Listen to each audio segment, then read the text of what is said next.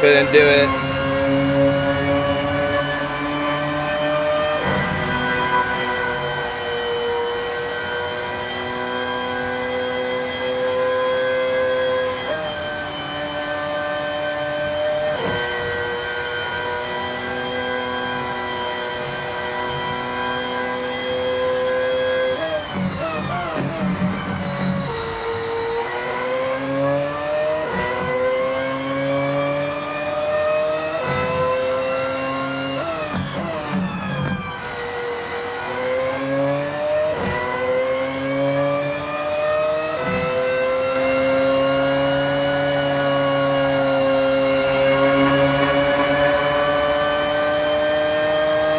Sorry about that.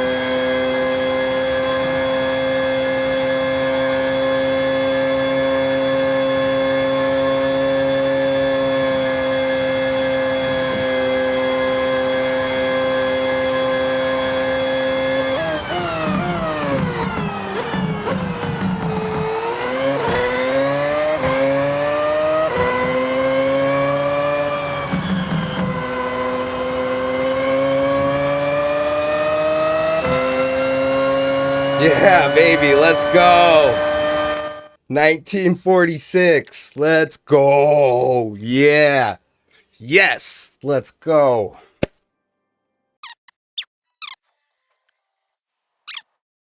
Moment of truth. I was 190. I'm gonna say 133. Damn, I was close. Oh, yeah, we're almost top 100. Top 10 in the Americas though. Nice, nice. Front page right there. We like that, baby. 1844. How in I think, I could name like six, probably, there are probably like 5, 6 moments that I can just directly recall on that lap that I left time on the table, and that's probably in the at least tens of seconds. So it's a cool part about rivals and time trial stuff is you just kind of always get to keep improving. So when you mess up, don't let it tilt you. Don't get pissed off when you have an off and you invalidate your lap. Yeah, it's frustrating, the time, especially if you're doing the Goliath. But here's the thing, you learn more, so much more, if you just keep going. Like, it sucks, but it's the way you do it. And it's rewarding as hell. It really is. Trust me. Keep at it. No matter your input, controller, wheel, keyboard, Atari, I can tell you that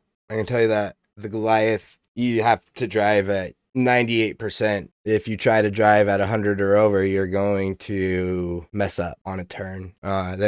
You'll face consequences. It's such a long lap. It's a long time for you to remain focused. If you're doing it on controller, dude, that's tough. Maybe even take a break if you need to. A 20-minute focus lap is really hard to do, and there's no shame in that. Break it up in chunks or whatever. And if you invalidate on the Goliath, make a rule for yourself. Say, if I crash in the first 2 minutes, whatever, I'm going to restart. But try not to, and especially if it's your out lap. And if you want to set a competitive out lap on Goliath, it's necessary to do 2 laps, do a lap back to back. It's unfortunate, but it's the way that it is.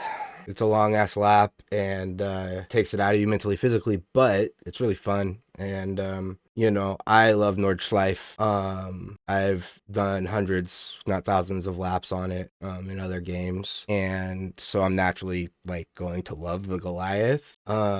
There's so many turns that remaining cool and chill and focused is so much faster than trying to drive your ass off, because if you're trying to just jam it in there and you're gonna just screw yourself. There's no way you can do it. So yeah, take your time and learn the layout as well. You got to do 100 laps on it or whatever. Learn all the little nuances. I still have plenty to learn about it.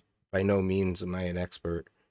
And if you keep utilizing all of those little missteps, you build up, and then you can get it on the next time. You set a new personal best, but oh man, you knew you had so much. Be excited about that. Now next time going back, like, dude, I know my potential best lap time is like, dude, I got like another 8/10 in this pocket, man, let's go. So it's about, driving is so psychological, right? Like, it's such a huge portion of racing of any kind is the psychological aspect, more so than a lot of other sport. It's you're so isolated, you're by yourself, and you legitimately have blinders on, and it's not like visibility is very great in a race car to begin with either.